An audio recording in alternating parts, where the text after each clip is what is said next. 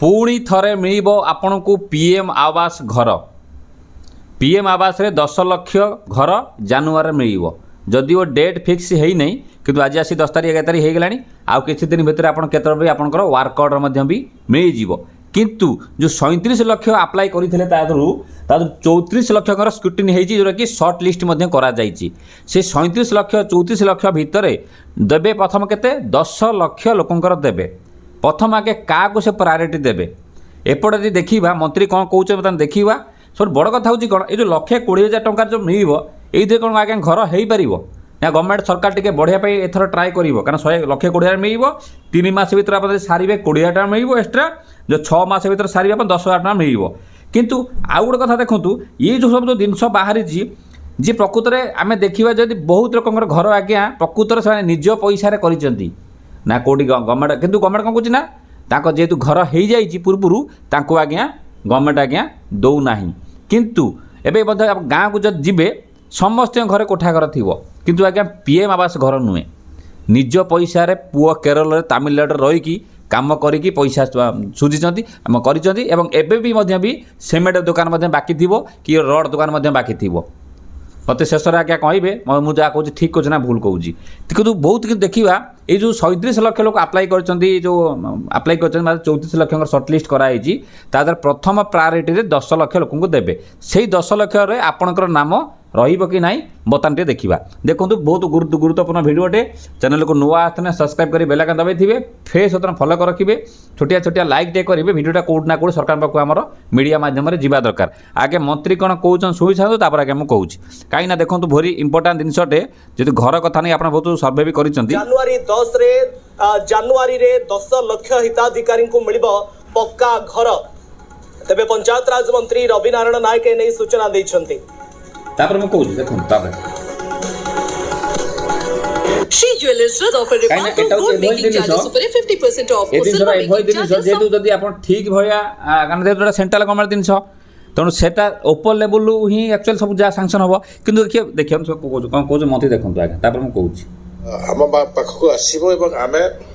गरीब लोक मान जो मैंने first phase second phase third phase A प्रकार आसो से प्रकार आम बंटन करूँ ये प्रकार निष्पत्ति आम नहीं जनवरी मसरे आम बंटन करने कथा यहाँ केवल ओडिशा प्रदेश नहीं सर्व भारत स्तर निष्पत्ति को से आखि आगे रखी काम कर वर्तमान सुधा 34 लाख होती 34 लाख समथिंग अच्छा ये प्रकार आम देखु आम आम प्रथम फेज रे आम टार्गेट देचु 10 लाख आम से हिसाब देचु कौन से बसबे ये करेंगे जेहेतु आम विगत दिन में आम पाखे तालिका नथिला एवं जो तालिका थिला से तालिका को संपूर्ण कले आम विगत सरकार से प्रकार जो काम करते पंजीकृत काम करते से पंजीकृत काम बहुत वंचित थे वंचित थिबा लिस्ट रे आम 37,000 तालिका पाइथिलु ऑनलाइन ऑफलाइन भितरे ता भितरे ताकू स्क्रूटिनी करिसंती एवं स्क्रूटिनी 34 लाख होईछि तो ताकू ए मास भितरे लोकों को देबा पाई राज्य को प्रेरण करबा पाई प्रतिश्रुति देइसंती एवं से अनुसार आमे छाड़ू एबे बुझीगला ता माने कथा पड़छि कोन ई जो बर्तमान 10 लाख घर को देबे ठीक अच्छी एक्चुअली देबे किंतु बहुत लोक देखिए मते शेष आगे बहुत बड़ बड़ कथा मध्य भी आसी जाउछि फ्रंट लाइन की किंतु आगे आम कार्यकारी देखा बहुत लोक हो पार ना कोटी कोटी टका भी आनाउंस हो कि प्रकृत देखला बहुत लोग वंचित होती सरकार कौन कहते क्या देवे निराशय बुद्धा आपंकर विधवा भिन्नक्षम आज्ञा दिंतु किसी कथा ना किंतु एभली लोक भी बाछतु जहाँ आप कौन कारण 2011 एसएस लिस्ट देखा कि पूर्व देखा बहुत लोग कही ना ये क्या भाँ गोटे आज्ञा पाई 5-10 हज़ार टका पाई आज्ञा सरपंच खाई कि वीडियो खाई कि जे खाई तो ना आज्ञा चढ़ी जाइए जहाँफल आपड़ जिते घर आप्लाय कर फैमिली कहीं ना कहीं गोटे पाई देखा दूसरी कि से भी रिवाइज करा जाऊ जब रिवाइज करा देखिए आज्ञा बहुत लोग पुनर्बार घर पाइपर से प्रकृत घर कौटी एक्चुअल देखूँ घटना कौन आप आप्लाय करेंगे देखो तो कहीं ना कहीं गोटे घर पाई ଯଦି ଚାହୁଁଥିବେ ଘର ଖଣ୍ଡେ ପାଇବା ପାଇଁ, କିନ୍ତୁ ସେ ଘଟଣା କହୁଛି ନା